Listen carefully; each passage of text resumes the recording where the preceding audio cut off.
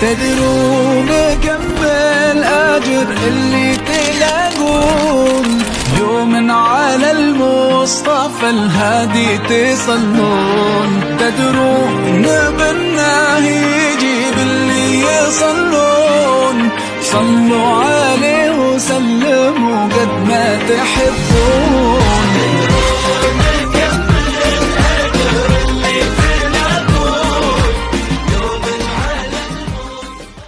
Assalamualaikum warahmatullahi wabarakatuh.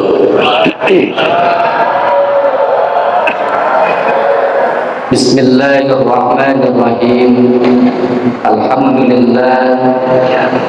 Alhamdulillahilladzi an'ama 'alaina bi ni'matil iman wal islam wal ihsan. Asyhadu an la ilaha illallah wahdahu la syarika lah wa asyhadu anna Muhammadan 'abduhu wa rasuluh la nabiyya ba'da. Amma ba'du faqad qala Allah ta'ala fi kitabihil karim. A'udzu billahi minasy syaithanir rajim. Bismillahirrahmanirrahim. Walladzina amanu wa tatma'innu qulubuhum bi dzikrillah. Ala bi dzikrillah tatma'innul qulub. Wa qala Rasulullah sallallahu alaihi wa alihi wasallam, man intaqala liyata'allama ilman ghufira lahu qabla an yakhtuwa. Allahumma rabbi israh li sadri wa yassir li amri wahlul 'uqdatam min lisani yafqahu qawli. Amin ya rabbal. Hadratan mukarramin, para alimil ulama, para guru, para sesepuh, para kiai, wabil khusus ketua umum Masjid As-Su'adah, guru kita, orang tua kita, Al-Mukarram Kiai Haji Nur Sofa Tahir, ta'anallahu fi thuli hayati. Mudah-mudahan beliau diberikan sehat panjang umur, terus diberikan kekuatan dalam berdakwah, mendidik kita untuk supaya ngerti dalam urusan agama. Guru kita, orang tua kita, ketua DKM Al-Mukarram Bapak Haji Tarmudi, Al-Mukarram Al-Ustaz Haji Asnawi, Al-Mukarram Al-Ustaz Dailami, dan juga para guru-guru yang lain, Bang Majiwan, orang yang terkenal di Jakarta Utara kalau urusan bangun-membangun. Alhamdulillah di Lontar, masjid di Lontar 2 dibangun sama beliau persis kayak begini megahnya ya. Alhamdulillah. Juga alhamdulillah saya tanya pengaji utangnya udah pada lunas belum? Alhamdulillah katanya udah. Mudah-mudahan jasa beliau nyampe ke akhirat jadi ladang amal ibadah. Amin ya rabbal alamin. Guru-guru kita yang lain yang mohon maaf nggak saya sebutin satu persatu namanya, insyaallah tidak ngurangin rasa hormat dan takzim saya kepada beliau. Bapak-bapak, ibu-ibu, jamaah Majelis Taklim Asmaul Husna yang usianya hari ini udah 15 tahun. Ternyata saya baru tahu memang di sini ada taklim pengajian Asmaul Husna. Masya Allah. Bapak Ibu yang dirahmati Allah, kalau bicara zikir ataupun ngaji ilmu, sebenarnya tadi sudah dibilang Ustaz Delami, di sini tempat yang majlis, di mana-mana ada majlis, bahkan di masjid ini sendiri majlisnya ada berkali-kali. Jadi rumah-rumahnya mudah-mudahan saya nggak kayak orang ngajarin bebek berenang ini. Tapi insya Allah sedikit yang saya sampaikan mudah-mudahan manfaat buat kita. Amin ya rabbal. Bu, kita ngaji di sini, duduk di sini, insya Allah kita dapat ridhonya Allah. Amin ya rabbal. Jadi yang namanya ngaji itu sama dengan kita lagi zikir, Pak. Di Bapak datang ke sini tadi sudah disampaikan Ustaz Delami, duduk datang ke sini di majlis maka berlapang-lapang lah katanya. Pantesan ini majlis ngajinya lapangan bener ini. Yang mau belas sono, yang ini belas sini. Di tengah-tengah udah kayak lapang. Tapi insya Allah duduknya kita di tempat ini, ngajinya kita di sini nih, insya Allah Allah ridho. Kata Nabi, manin taqala liyata'allama ilman ghufira lahu qabla an yakhwa. Orang yang ngaji duduk ke majlis taklim, di majlis ilmu, di halaqah ilmu, majlis zikir, maka kedatangan kita semua nih ibu bapak semuanya, insya Allah sebelum melangkahkan kaki kita nyampe ke tempat ini, dosanya sudah diampuni oleh Allah Subhanahu wa ta'ala. Yang tadinya rasanya berat, orang kalau punya dosa, kalau punya salah itu kan dosa. Yang namanya dosa itu dilakukan oleh kita karena dua hal, ya Pak. Kita melakukan maksiat, manusia melakukan kemaksiatan itu faktornya ada dua. Kata Sufyan Al-Thawri, kullu maksiatin an syahwatin fa innahu yurja ghufranuha. Wa kullu maksiatin an kibrin wa innahu la yurja ghufranuha. Setiap perbuatan maksiat yang timbulnya dari syahwat, maka perbuatan maksiat tersebut masih ada harapan diampuni dosanya oleh Allah Subhanahu wa ta'ala. Makanya kita mau datang, makanya kita mau ngaji. Ingat, karena yang namanya ibadah, ngaji, menuntut ilmu itu salah satu penghapus dosa. Percaya nggak kita, Bu? Percaya nggak kalau ngaji di sini akan menggugurkan dosa-dosa kita, Pak? Kan tadi sudah dikatakan sama Nabi, manin taqala liyata'allama ilman ghufira lahu qabla ayyaqwa. Siapa yang datang ke majlis taklim untuk mencari ilmu, untuk berzikir, maka sebelum dia melangkahkan kakinya ke majlis ini, dosanya diampuni oleh Allah Subhanahu wa ta'ala. Kalau dosa kita sudah dimaafin, salah kita udah dibebasin sama Allah, kesalahan kita sama tetangga kiri kanan, maka yang tadinya berat kita melangkah, kalau dosanya sudah dihapus jadi enteng. Jadi enteng nggak, Bu? Nggak apa-apa, Mak, buka aja, buka. Nah, iya, kalau nggak kelihatan, lihat nanti wajah saya di untuk ada itu. Bu, kita datang ke sini ini, sebelum datang kemari, kata Nabi, dosa kita sudah dihapus. Lah, ibu punya salah sama suami, kira-kira enak gak, Bu? Ibu punya salah sama suami, dimarahin sama lakinya. Gara-gara ibu sering belanja, bentar-bentar ada yang assalamualaikum ke rumah, assalamualaikum, bromlah paket. Nah, lalu kemudian suaminya marah, tapi ibu minta maaf sama suami, minta maaf, dimaafin sama suami. Kira-kira enteng nggak kalau dimaafin? Enteng.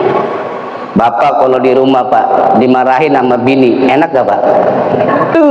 Yang namanya Pak laki dimarahin di bini paling kagak enak. Makan jadi nggak enak, tidur serba salah. Bagaimana nggak serba salah kalau bini kita marah di rumah? Yang ada kita dipantakin mulu sama bini. Kesono salah, kesini salah, mau minta kopi kita nggak bisa, mau minta makan kagak enak. Kenapa? Karena bini kita lagi cemberut, marah sama kita. Tapi kalau kita udah minta maaf sama bini kita, bini sudah maafin kita, long rasanya lega, enak, jadi enteng. Makanya ibu-ibu, bapak-bapak yang datang ke sini pada enteng, betul, Pak? Bapak enteng nggak datang ke sini, Pak? Enteng, Bu. Ibu datang ke sini enteng apa enggak, Bu? Enteng, orang bawa papaan, paling buat tas, di sini buku Yasin, sama presker, ya Bu, sama duit goceng buat sumbangan. Datang ke sini enteng, satu karena dihapus dosanya oleh Allah Subhanahu wa ta'ala. Kenapa? Sababia kita ngaji, sababia kita berzikir kepada Allah. Apa sih Ustaz pentingnya ngaji? Tadi satu, bab kita ini banyak yang nggak tahu. Allah Subhanahu wa ta'ala berfirman dalam hadis qudsinya, kullukum Kalian semua itu dalam keadaan tersesat. Illa man hadaituhu, kecuali orang yang aku berikan hidayah kepadanya. Fastahduni ahdikum, maka mintalah hidayah kepadaku, aku pasti akan memberikan hidayah kepada kalian. Bu, ibu, bapak semua datang ngaji ke sini karena ada hidayah dari Allah, betul Pak? Kalau seandainya Allah tidak memberikan hidayah kepada kita, kemungkinan besarnya kita nggak ada di sini. Sedangkan hidayah dari Allah itu datangnya bukan dari manusia. Hidayah itu langsung datangnya dari Allah. Tidak ada yang bisa dapat memberikan hidayah, mutlak hanya milik Allah, dan Allah yang berikan itu kepada kita. Sekarang kita kumpul di sini, semuanya ini orang-orang yang dipilih oleh Allah, yaitu orang-orang yang mendapatkan hidayah. Alhamdulillah. Kalau Allah udah ngasih hidayah mah Bu, jangankan yang dekat, yang jauh juga bakal datang, betul? Kalau sudah dikasih hidayah, jangankan yang dekat, yang jauh aja pada datang. Tapi kalau seandainya Allah tidak memberikan hidayah, jangankan yang jauh, yang dekat juga borok. Kalau hidayah nggak ada begitu Pak. Padahal kita udah manggil ibu-ibu kalau pengajian salawatan dulu, pengaji asnawi, kalau mau pengajian hadroh dulu, baca maulid dulu, nggak dipanggil macam-macam, udah bolak-balik. Tapi kalau Allah belum memberikan hidayah, kita belum bisa datang. Itu yang namanya hidayah. Pak, hidayah itu Allah berikan kepada makhluknya, kepada hambanya, adalah hak mutlak miliknya Allah. Ustadz, itu ada orang yang dapat hidayah, katanya dia dapat hidayah, kok nyampe waya gini belum datang-datang ke majlis taklim. Padahal hidayah itu dari Allah. Kok susah banget romannya? Ada orang yang dapat hidayah. Hidayah itu ada yang disebut hidayah irsyadiyah, ada yang disebut dengan hidayah taufikiyah. Makanya kita suka nyebut tuh Pak, taufik wal hidayah, kan gitu. Apa bedanya antara hidayah irsyadiyah dengan hidayah taufikiyah? Apa bedanya? Ngaji ya Bang? Apa bedanya hidayah taufikiyah dan irsyadiyah? Bu, kalau hidayah irsyadiyah mah begini, ibu minta petunjuk, nanya sama tetangga, Pak, Bu, kalau misalnya mau ke Islamik lewat mana? Dikasih tahu tuh sama Ustadz Haji Asnawi, Bu, kalau mau ke Islamik dari sini keluar lempeng mentok bundaran belok kiri itu Islamik. Nah, ketika sudah tahu, dikasih tahu seperti itu, kadang-kadang kita masih males nyamperinnya, betul Pak? Kadang-kadang juga pas disamperin di tengah jalan mogok, bisa jadi juga di tengah jalan belak-belok, bisa jadi juga di tengah jalan nyasar, nggak nyampe. Itu namanya juga dapat hidayah, tapi hidayahnya hidayah irsyadiyah. Lah yang enak yang mana Ustadz? Yang enak mah yang dapat hidayah taufik. Yang kayak gimana hidayah taufik? Taufik itu artinya, kata ulama, khalqu qudrati ta'at wa sahhalallahu ila sabilil khair. Yang namanya taufik itu adalah Allah ciptakan kemampuan taat kepada seorang hamba Allah, kepada seorang hambanya, dan diberikan jalan kemudahan untuk menuju tempat hidayah tersebut. Itu namanya taufik.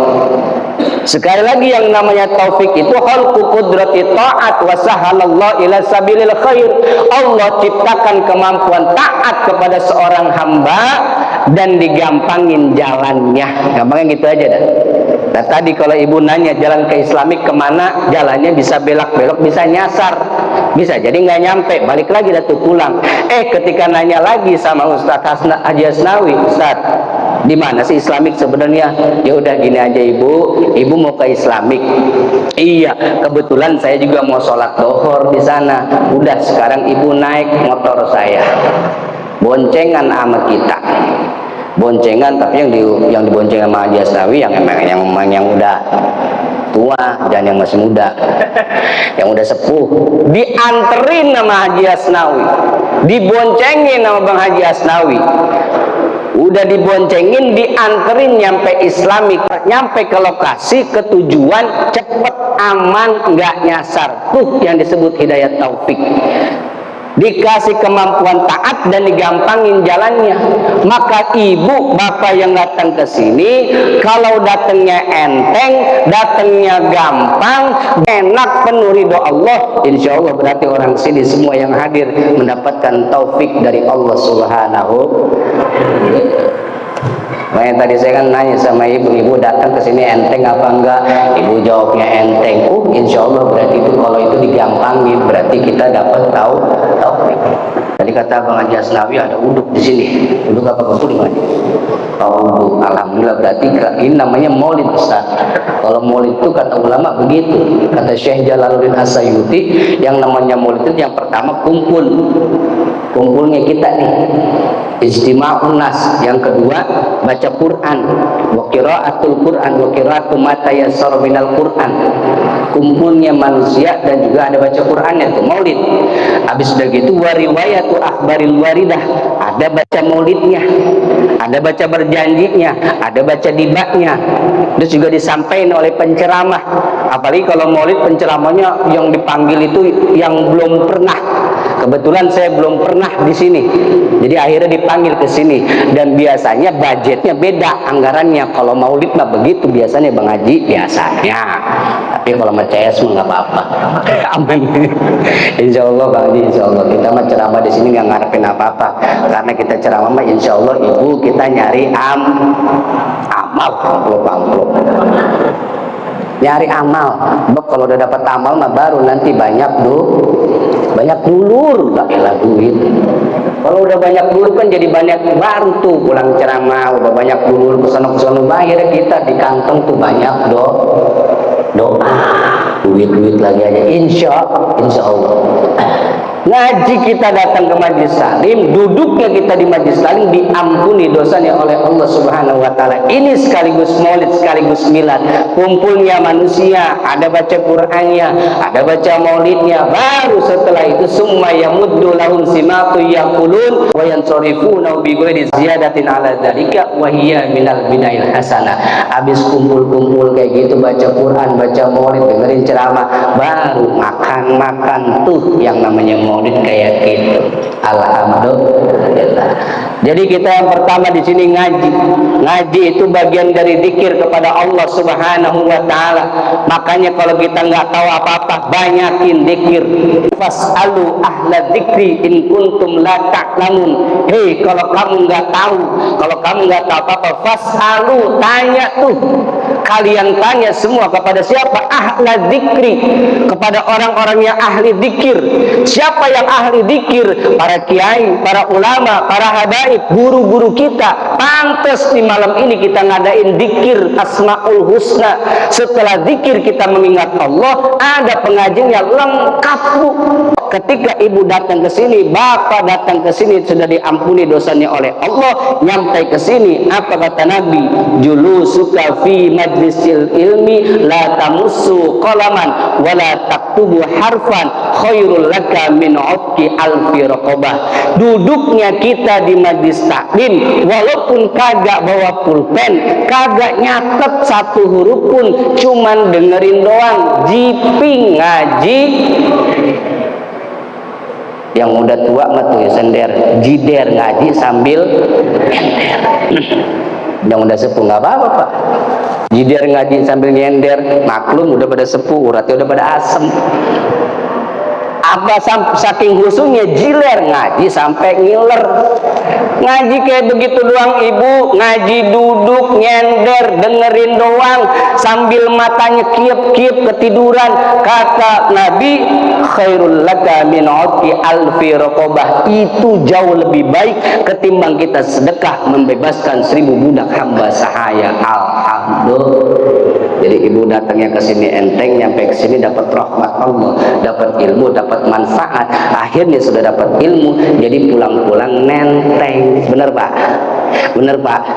Ngaji tadi datangnya enteng, pulangnya jadi enteng. Nah, ngaji mah gitu Bu, ngaji mah datangnya enteng, pulangnya datangnya enteng, pulangnya datangnya enteng, pulangnya enteng naon Bapak?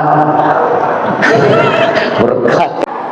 Pantes Pak kalau kita ngadain maulid, ngadain tahlilan, ulama-ulama kita Ahlus Sunnah wal Jamaah, orang-orang NU mah kalau bikin acara pasti tuh kita mah datangnya disaji, dijamu, masya Allah luar biasa, makanan minuman, ibu-ibu dikasih makanan, nggak ada yang nyisa.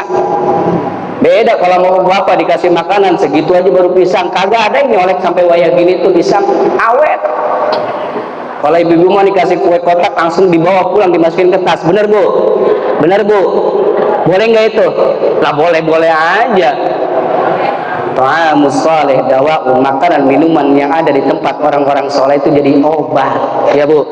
Makanya ibu-ibu sini pinter, habis pengajian dapat kue masukin ke tas, pulang dikasih anaknya, cucunya, jadi obat apa Bu? Iya, obat lapar. Beda sama bapak-bapak datang ke pengajian dikasih kue, sampai kue gini nggak dimakan-makan. Awet bapak-bapak mah. Kenapa Ustaz awet? Ya nunggu temannya meleng, kalau temannya meleng diumpetin di pecinya. Kita pulang periksain Ustaz Delami pecinya itu. Jadi ngaji, kita datang ke tempat pengajian bukan hanya dihapus dosanya oleh Allah, tapi Allah turunkan rahmat, Allah turunkan maghfirah, Allah turunkan keberkahan. Tuh manfaat ngaji. Ngaji bagian dari zikir. Kalau kita nggak tahu, fas'alu ahla dzikri in kuntum la ta'lamun. Kalau kita nggak tahu ilmu agama, tanya ke ahli zikir. Siapa ke ahli zikir? Ulama, kiai, habib. Bukan hanya kita zikir, tapi ada ngaji kitabnya, ada ngaji fikihnya. Tuh cakap lengkap udah. Itu baru namanya majelis taklim. Ini zaman sekarang orang beda Bu. Kadang-kadang dikasih tahu sama guru-guru kita yang pinter, yang alim, yang tahu kitabnya, yang tahu dalilnya, nggak pada percaya. Zaman sekarang begitu. Padahal kita duduk di majlis taklim dalam rangka kita mencari ilmu. Orang yang mau dapat ilmu harus taat ke gurunya, harus tunduk ke kiainya, harus patuh ke orang tuanya. Maka insya Allah dia akan mendapatkan ilmu yang manfaat. Amin ya robbal. Jangan ngerasa sombong kita Pak. Jangan ngerasa ilmu kita tinggi, tapi kalau kita nggak taat sama kiai, nggak taat sama guru, dan nurut sama ulama, nggak bakalan manfaat hidup kita. Jangankan nunggu di akhirat dapat pahala, di dunia aja kita bisa belangsak kalau kita ngelawan sama kiai. Zaman sekarang begitu. Zaman sekarang begitu, betul Pak? Di framing bahwa orang yang cium tangan sama kiai sampai ngesot-ngesot itu disangkanya feodalisme, disangkanya perbudakan. Kiainya tambah kaya, santrinya tambah melarat. Gak ada. Kiai, guru kita, orang tua kita yang selalu setiap malam ngedoain kita dikala santri-santrinya tidur. Di sini ada santri tahfidz, malam-malam santri pada tidur, gurunya tengah malam bangun, ngedoain anak-anaknya, ngedoain murid-muridnya, ngedoain santri-santrinya supaya nanti ilmunya manfaat. Gampang Bapak Ibu kalau untuk hanya jadi penceramah, gampang kalau hanya untuk bisa ngomong, tinggal belajar ngapalin teks latihan yang benar, bisa dia jadi penceramah. Tapi yang susah adalah menjadi hamba Allah yang soleh, yang soleha, yang ngamalin ilmu yang udah dikasih ke gurunya dan gak lupa sama gurunya, mendoakan gurunya. Itu baru namanya ilmu yang manfaat. Bukan tingginya ilmu, bukan tingginya jabatan, tapi kalau dia nggak taat sama gurunya, nggak patuh kepada gurunya, nggak dikir guru kepada gurunya, maka ilmunya nggak akan manfaat. Zaman sekarang kan banyak orang-orang yang ngelawan sama guru, sama kiai, sama ulama, sama habib, betul Pak? Nah kita mau jadi ikut-ikutan, udah kita nggak dikir. Asmaul Husna, di antara Asmaul Husna itu kan ada Rahman dan Rahim. Bu,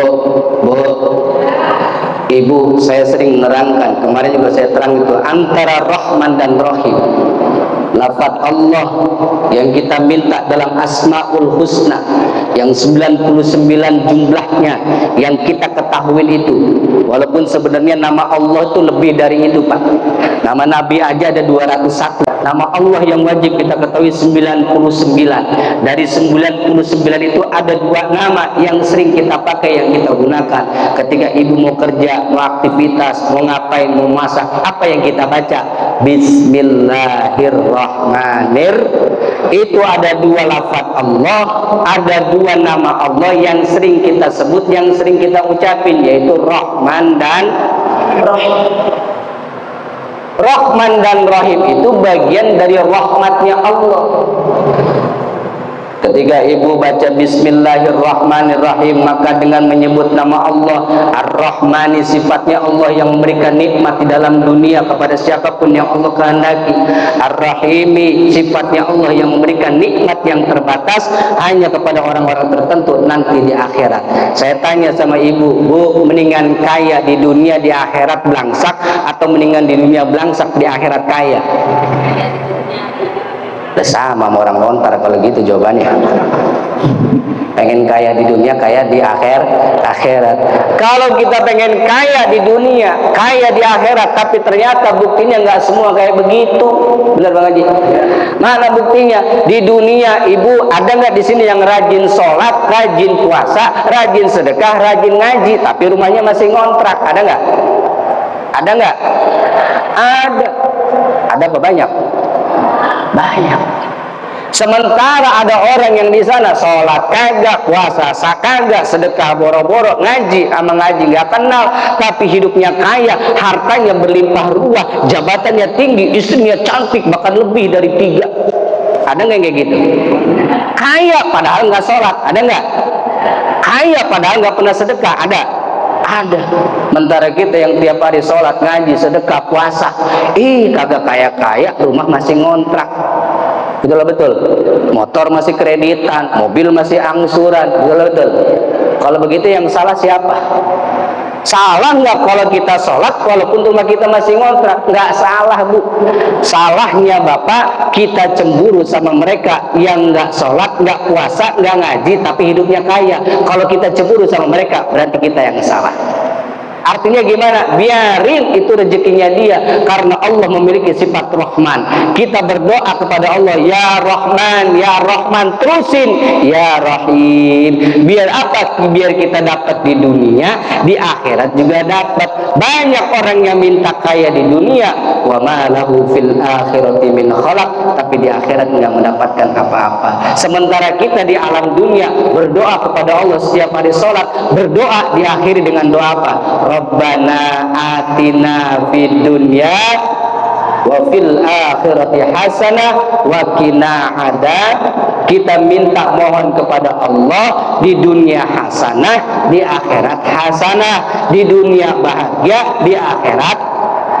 Guru kita Kenun Soba sering ingetin nama kita kalau lagi ngaji, ingat Ustadz, yang namanya hasanah, kebahagiaan itu nggak diukur dengan materi. Terlalu kecil kalau namanya nikmat itu hanya diukur dengan materi. Betul Pak? Kenikmatan itu, kebahagiaan itu nggak bisa diukur dengan materi. Tapi kalau kita bisa sholat, bisa ngaji, duduk di pengajian, zikir bareng-bareng, asmaul husna, menyebut nama Allah, hati kita sudah berbahagia, maka hati kita sudah senang, maka itulah yang disebut nikmat dari Allah. Itulah orang-orang yang bahagia. Alladzina amanu wa tatma'innu qulubuhum bidzikrillah, ala bidzikrillah tatma'innul qulub. Dengan berzikir hati kita ada tenang, tuh kebahagiaan hambanya Allah. Percuma uang banyak kalau hati nggak tenang. Betul Bu? Ingat dulu kita almarhum Haji Sofwan Nizomi, ingetin nama kita. Antara dosa dengan pahala, antara dosa dengan kebaikan. Sebuah hadis yang disampaikan oleh beliau waktu itu di kitabnya Bustanul Arifin. Ya saya gini-gini masih sering ngaji. Saya kalau ngaji sono di pojokan sambil ngerokok. Kalau di dalamnya bisa ngerokok kita. Pojokan sambil ngerokok, ketemu pengajian, mau bareng ngaji. Apa kata beliau dulu nyampein satu hadis Bustanul Arifin? Ada seorang pemuda datang ke Rasul, engkau datang ke atas alu anil birri wal ismi. Wahai pemuda, engkau datang ke sini pengen nanya apa itu kebaikan, apa itu dosa. Apa kata Rasul? Apa kata pemuda tersebut? Naam ya Rasulullah. Apa jawab Nabi? Istafti qalbak, tanya kepada dirimu sendiri. Ketika kamu bertanya apa itu kebaikan, apa itu dosa, jawab Nabi singkat, tanya kepada dirimu sendiri. Istafti qalbak, minta fatwa kepada dirimu sendiri. Artinya apa? Artinya sebenarnya kita tahu mana yang baik, mana yang kagak, mana yang dosa, mana yang pahala. Betul Pak? Gak perlu kita nanya-nanya ke orang lain, gak perlu kita nanya ke kiai, ke ulama, ke orang tua. Kenapa? Karena Allah ciptakan kita untuk ibadah. Maka Allah siratkan di hati kecil kita bahwa yang namanya dosa ini, bahwa yang namanya pahala itu, dan kita bisa membedakan mana pahala, mana dosa. Kadang-kadang kita terbesit dengan bujuk rayu setan sehingga kita lupa yang bahwa ini dosa, jadi dianggapnya baik-baik saja. Yang ini pahala malah kita abaikan, kita tinggalkan begitu saja. Akhirnya kita bukan mengikuti perintahnya Allah, bukan berzikir kepada Allah, bukan mengikuti petunjuknya Allah, tapi mengikuti petunjuknya setan. Orang kalau sudah nunjukin, sudah ngikutin jalannya setan, maka nggak bakalan selamat. Di hatinya ada penyakit, fi qulubihim marad, di hati mereka ada penyakit. Udah tahu dosa tapi dilaksanain, fazadahumullahu marra, maka Allah tambahin tuh penyakitnya.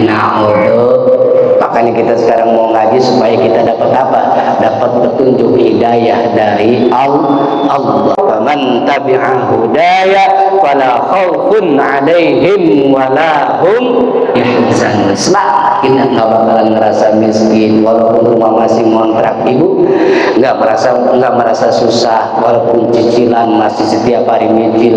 Insya Allah kita ngikutin petunjuknya Allah, kita selamat, nggak bakalan sedih, nggak bakalan nyesal. Amin ya rabbal alamin. Bapak Ibu yang dirahmati Allah Subhanahu wa taala, udah waktunya udah habis. Kata Ustaz tadi jangan lama-lama, jam 9 udah lewat, kita udah 15 menit. Mudah-mudahan yang sedikit ini ada manfaatnya, mudah-mudahan kita diberikan sehat walafiat, ibu-ibu sini semuanya, jamaah semuanya diberikan ridho oleh Allah Subhanahu wa taala. Amin ya rabbal. Barangkali Bapak Ibu ini saja yang dapat saya sampaikan.